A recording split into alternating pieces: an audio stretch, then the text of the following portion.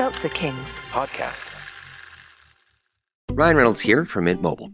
I don't know if you knew this, but anyone can get the same premium wireless for $15 a month plan that I've been enjoying. It's not just for celebrities. So do like I did and have one of your assistants switch you to Mint Mobile today. I'm told it's super easy to do at mintmobile.com/switch. Upfront payment of $45 for 3-month plan, equivalent to $15 per month required. Intro rate first 3 months only, then full price plan options available. Taxes and fees extra. See full terms at mintmobile.com. This episode is brought to you by MeUndies. Underwear drawers are like the Wild West. You never know what you're going to pull out or what shape it's in. So upgrade your collection with the buttery soft comfort of MeUndies. MeUndies' signature fabric is as soft as a warm hug from your favorite sweater. Plus, it's breathable and oh so comfy, making it ideal for all-day wear. Get 20% off your first order, plus free shipping at MeUndies.com/Spotify with code Spotify. That's MeUndies.com/Spotify, code Spotify. Okay, fine, Gavin. I admit it. You were right. I was wrong. You can play the thing. Ass. The following podcast contains... Because cursing is becoming more and more common, you will leave with a better knowledge of curse words, and you will be proud that you are well educated. Explicit language.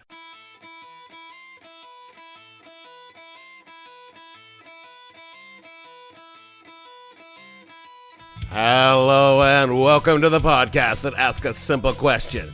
When you arranged a drug deal from the Oval Office, what the hell were you thinking? I'm your host, Dave Bledsoe, and this is episode number 492.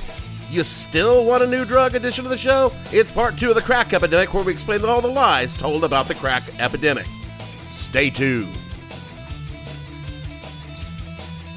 The What the Hell Are You Thinking podcast is brought to you by Creative Problem Solving. We solve problems by creating them first. Too often we find ourselves confronted by issues that need resolutions, but no one is willing to work on them. That's where CPS comes in. We help you fix your problems by making it much, much, much worse. Need a speed bump in your residential street? CPS will send people to drag race up and down it. Worried your sketchy neighbors are selling drugs? Creative Problem Solving will start an open-air drug market near their house. Block looking at a little rundown? CPS will drop a dumpster full of trash off overnight. Creative Problem Solving. Sometimes to make something better, you have to make it a whole lot worse. President George Bush addresses the nation with an outline of his national drug policy. Good evening. This is the first time since taking the oath of office that I felt an issue was so important, so threatening, that it warranted talking directly with you, the American people.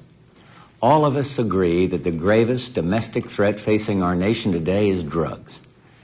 Drugs have strained our faith in our system of justice. Our courts, our prisons, our legal system are stretched to the breaking point. The social costs of drugs are mounting. In short, drugs are sapping our strength as a nation. Turn on the evening news or pick up the morning paper, and you'll see what some Americans know just by stepping out their front door.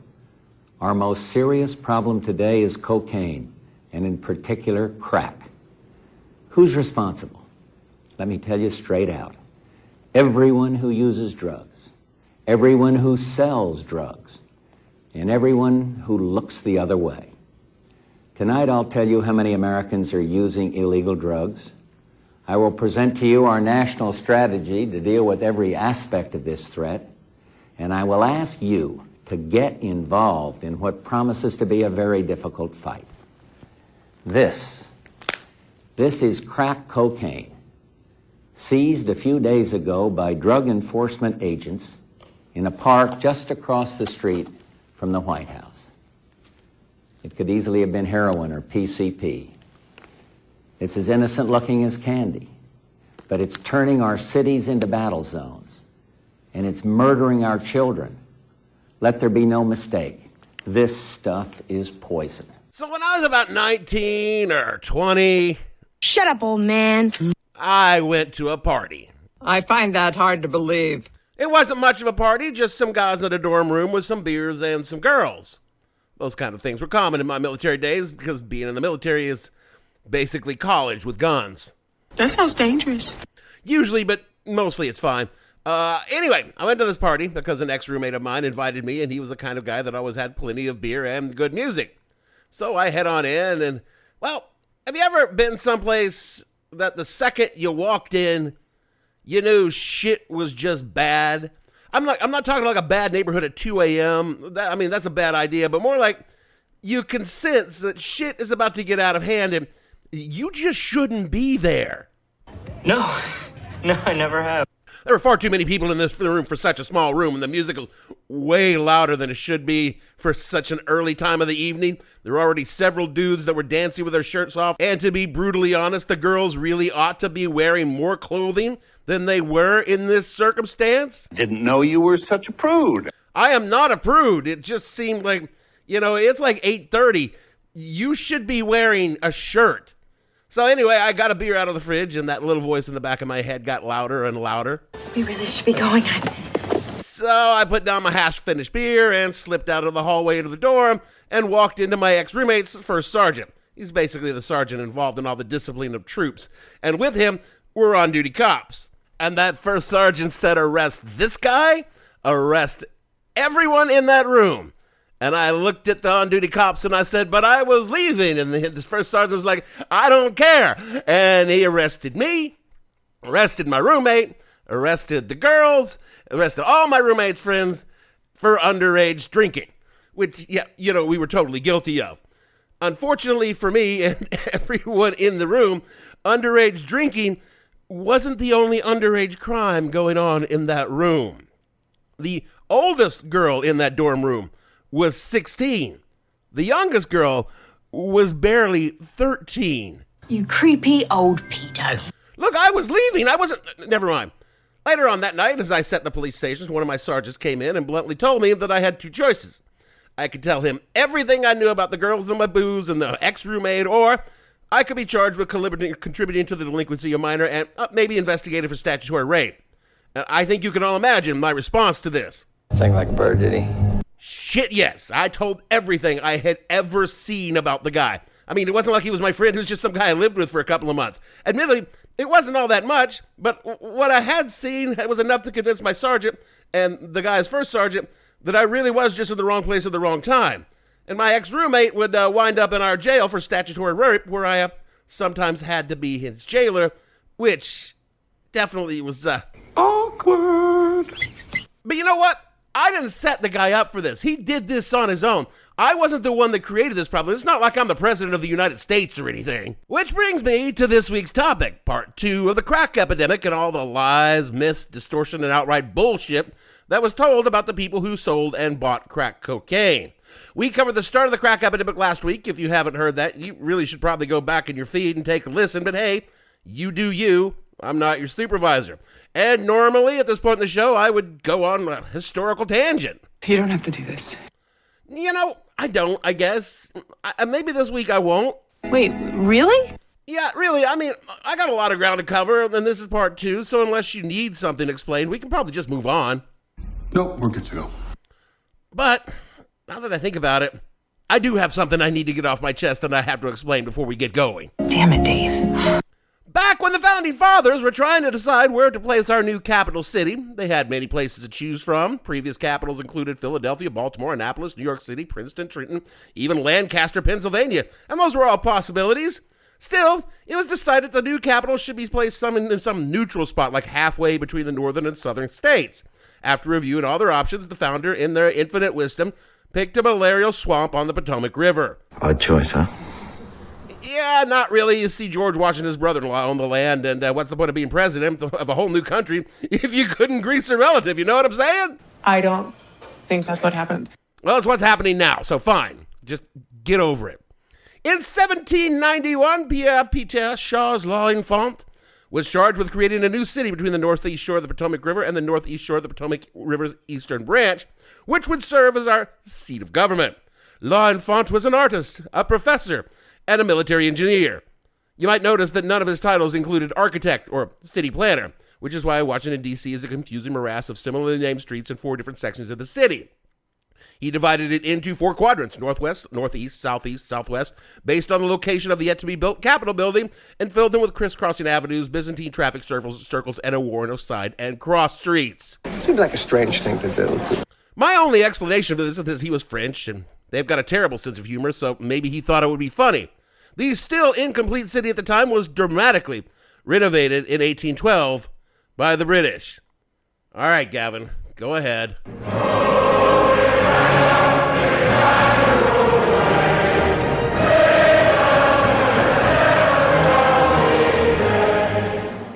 After this, a good chunk of the original city was ceded back to the state of Virginia because Virginia still wanted to sell slaves there. I mean, you could own slaves in Washington, D.C. at the time. You just couldn't buy them there, I guess. D.C. was never really intended to be a city like New York or Philadelphia. It was envisioned as like a federal district with government buildings dominating it.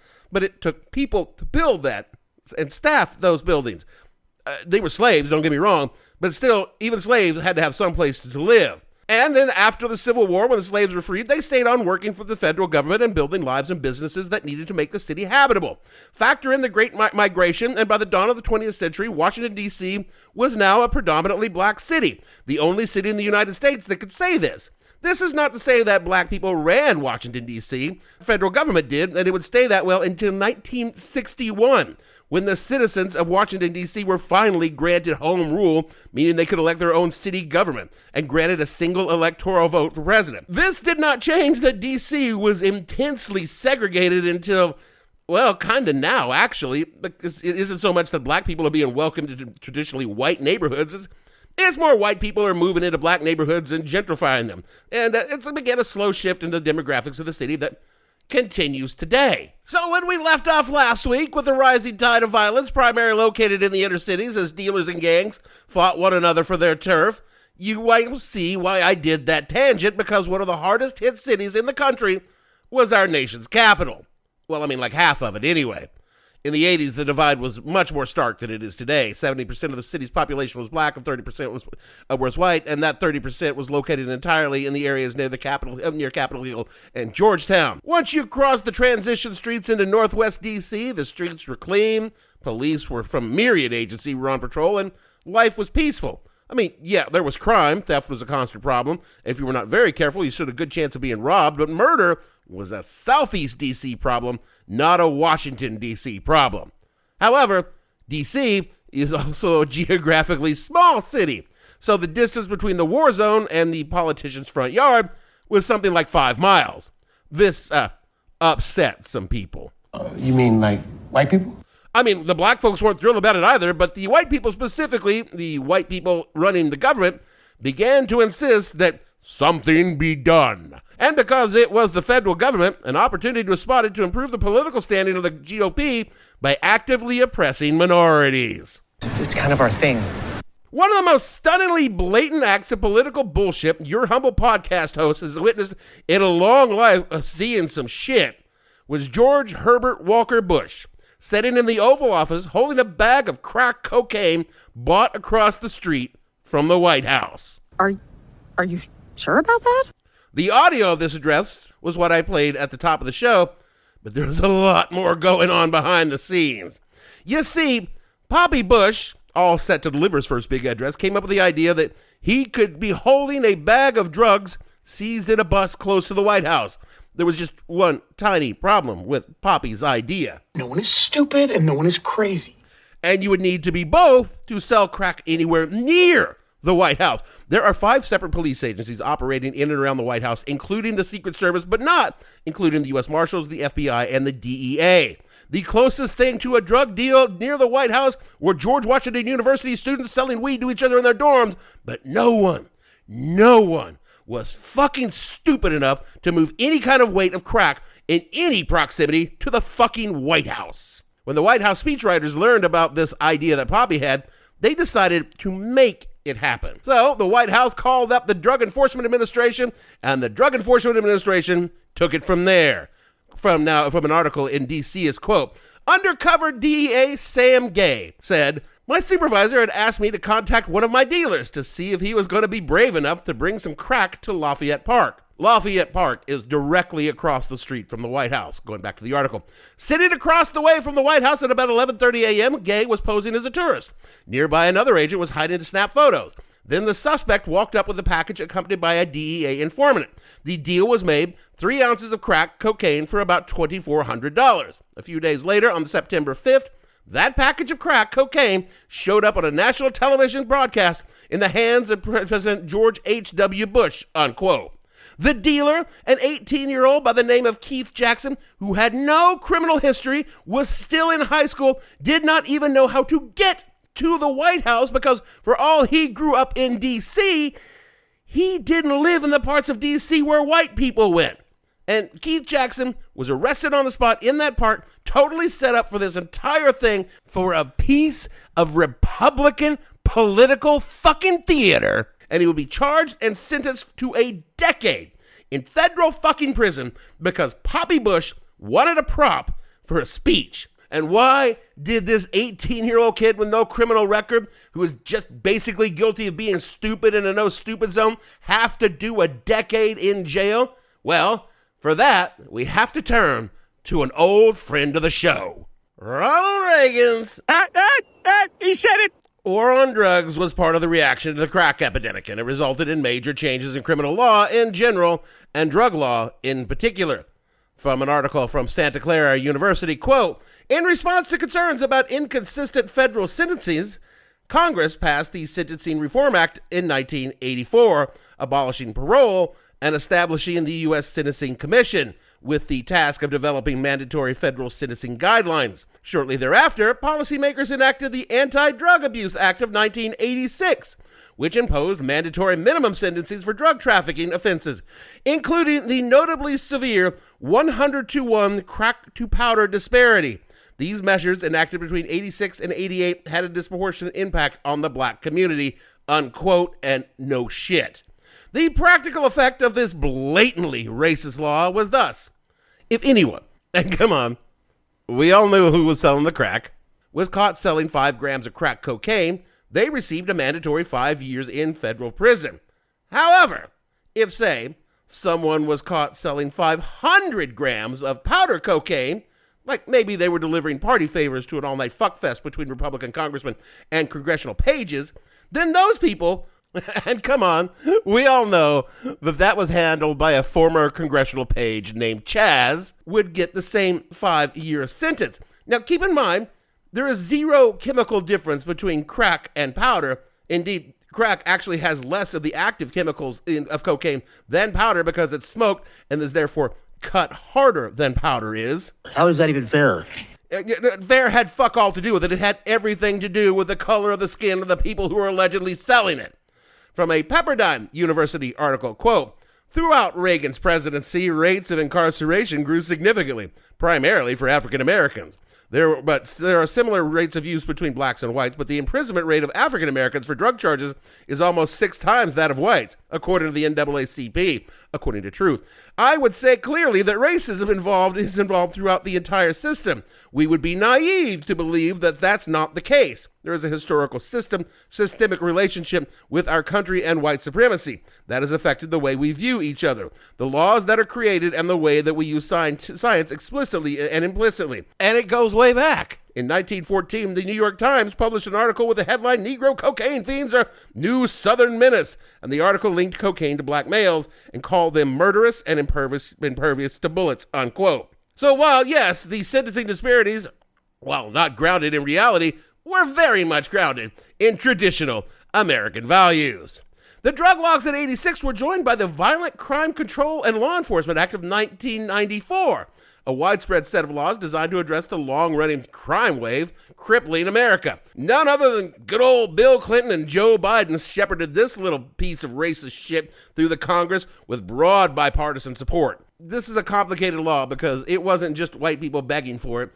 Black people wanted this law too, but here's the thing. It also, goddamn, this law is so complicated. It also did some good things. I mean, it passed the Violence Against Women Act and included an assault weapons ban. Both good ideas. Mm-hmm. But it also expanded the use of the death penalty for federal crimes, accelerated the mass incarceration of black men that continues to this very day. The number of prisoners in state prisons increased nearly 60%, and federal prisons increased by 20% as this bill took effect, peaking in 2008 when the United States had close to 2.5 million people in jail. 25% of all the people in jail in the world are in the United States, while we only have 4.5% of the world's population. God bless America. And by the way, 36% of that population in jail was black, when black people are only 13% of the United States population. Go America. Go America. I went as deep as I could into the statistical breakdowns from both the 90s and contemporary users of crack cocaine. Finding understandable results also needs to be weighed against the reliability of those results, and I'm not saying that the endless drug rehab websites that offered me demographics on crack users were lying. I'm saying maybe they cherry-picked their data. So I based this on a National Institute of Health figures for 2005 through 2013 of self-admitted users of cocaine, both powder and crack. 61% of those users were white, 11% were black, and nearly 14% were from Hispanic, with the remainder being uncoded. I put these figures in the show notes. And these numbers are fairly close and line up with the population demographics of the United States. But the arrests for the sale of cocaine in all types were black. According to Britannica.com, quote, 1 in every 4 African-American males aged 29 to 20 was either incarcerated or on probation by 1989, which contributed to the United States having the highest incarceration rate in the world. By 1995, that statistic had increased to nearly 1 in 3, unquote. But you know what? As bad as that is, that's not even the biggest lie about the crack epidemic. Oh, no, pod friends. Because the whopper of the bunch was so vicious, so piquantly racist, it's almost hard to believe that it was real. Surely you can't be serious. I am serious. And don't call me Shirley. Sorry, I just wanted to lighten the mood just a little bit before I played this clip. A new study says that babies born to women who use cocaine during pregnancy are 3 times as likely to be born with birth defects. They tend to be what we call jittery. They're very, very high risk for cerebral palsy, mental retardation. They are prone to hypertension, strokes, and sudden infant death syndrome. These children, who are the most expensive babies ever born in America, are going to overwhelm every social service delivery system that they come in contact with throughout the rest of their lives. The motherfucking mainstream media, always looking for a new angle on a hot story, began running reports about so-called crack babies, whose mothers has used crack during the pregnancy. The babies were being born with an array of symptoms attributed to the mother's reckless and willful use of crack cocaine. It wasn't just the news. Ripped from the headline shows like Law & Order and ER inserted plot lines about the human scum that risked the lives of their children with their heinous addictions. And since crack was a black drug, the preponderance of the women shown having these crack babies were, of course, black mothers. Fucking white people. But wait, there's more. Doctors were also predicting that these babies, these newborn babies, were so afflicted by crack that they would grow up to be monsters, violent, criminal monsters. From an Emory University article, quote, these damaged children were expected to overwhelm schools, social services, and societal safety nets with their special needs, ultimately creating a new underclass. Drug-addicted pregnant women were prosecuted as drug dealers, child abusers, and even murderers, unquote. And again, we're talking about newborn babies here. Newborn babies that are going to grow up, because they're black and there was crack, into fucking monsters. This ran on television nightly for years. And all this was predicated entirely on suppositions made by white doctors, well-meaning white doctors, I suppose, based on limited data and shoddy science. From the New York Times, quote, those predictions turned out to be wrong. Surprise. The supposed epidemic, one television reporter talks of 500% increase in damaged babies, was kicked off by a study of just 23 infants that the lead researcher now says was blown out of proportion. The shocking symptoms like tremors and low birth weight are not particular to cocaine-exposed babies, but pediatric researchers say they can be seen in many premature newborns. The worrisome extrapolations made by researchers, including the one who first published the disturbing findings about prenatal cocaine use, were only part of the problem. Major newspapers and magazines, including Rolling Stone, Newsweek, the Washington Post, and yes, your very own New York Times, which ran articles and columns that went beyond the research. Network TV stars of the era, including Tom Brokaw, Peter Jennings. Why, Peter? Why? My family trusted you, Peter. Why did you hurt us? And Dan Rather bear the responsibility for broadcasting uncritical reports. Unquote. Yeah, so needless to say, the wave of crack zombie babies didn't happen. More from that Emory University article, quote, 3 decades later, most of these doomsday predictions have not proven true. Only subtle changes were observed in the brain of cocaine-exposed research subjects, many of whom successfully went on to work or college. No particular evidence of widespread severe social or emotional deficits have emerged. The initial research, which involved just a few dozen babies, should have never been overgeneralized the way it was, says the person who originally did the study. In fact, cocaine exposure in utero appears to have no effect on the IQ of the babies, but does have some lasting effect on the children's abilities to self-regulate during periods of stress, unquote. In fact, now that I bring that up, the same conditions associated with crack babies are also associated with, prenatal smoking, bad prenatal nutrition, and of course, prenatal alcohol use. But crack babies made for great television. It fit neatly into the narrative of black people being so out of control, they would risk their own children in pursuit of their bestial desires to get high, and like the beast, once they got high, they would rut and produce another generation of black beasts to torment honest, law-abiding white Americans. White people are fucked up. Look, the crack epidemic was brutal. I cannot stress that part enough. It ruined black communities for a generation, and the after effects of it still linger today. The violence of the mass incarceration, the destruction of black families, all linked to the decade that crack was whacking America. But the lies told about the media made it so much fucking worse for the people impacted the most. And most of what the media told white America was a lie. It was almost like the crack epidemic was purposely created to do as much damage to black people as possible. Now you sound like a conspiracy. I'm not a conspiracy theorist. Look, I'm not. I don't think that it was, but there are those who believe that that's exactly what fucking happened. And that is where we will pick up next week for, yes, Part 3 of the crack epidemic. This message comes from Greenlight. Ready to start talking to your kids about financial literacy? Meet Greenlight, the debit card and money app that teaches kids and teens how to earn, save, spend wisely, and invest with your guardrails in place. With Greenlight, you can send money to kids quickly, set up chores, automate allowance, and keep an eye on your kids' spending with real-time notifications. Join millions of parents and kids building healthy financial habits together on Greenlight. Get started risk-free at greenlight.com/Spotify. So, you just started using LinkedIn Premium. Now what? Well, on your premium company page, you noticed around 7.5 times more page engagement and 5 times more page views. Well done. And now, new clients are messaging you. All because you're using LinkedIn Premium, which helps you get the business growth you want. Think big, small business. Think big. Start your free trial at linkedin.com/premium small business. That's linkedin.com/premium small business.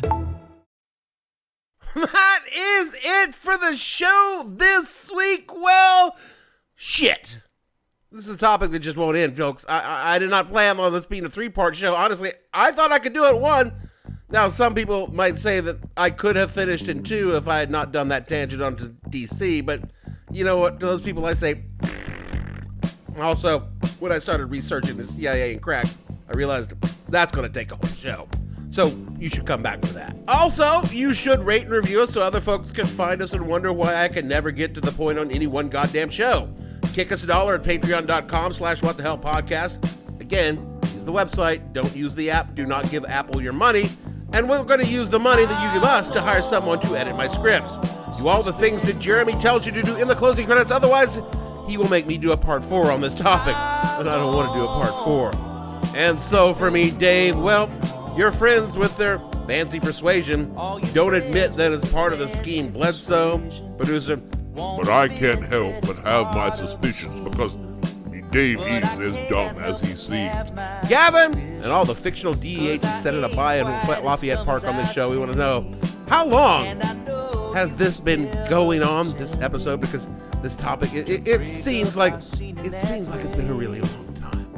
And we'll see you all next week.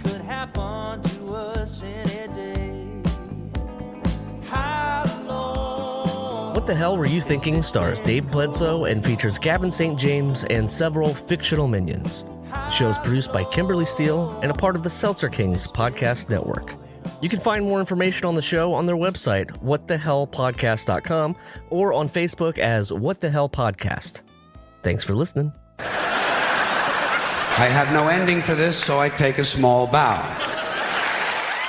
Oh no, he's not done yet. Seltzer Kings Podcasts.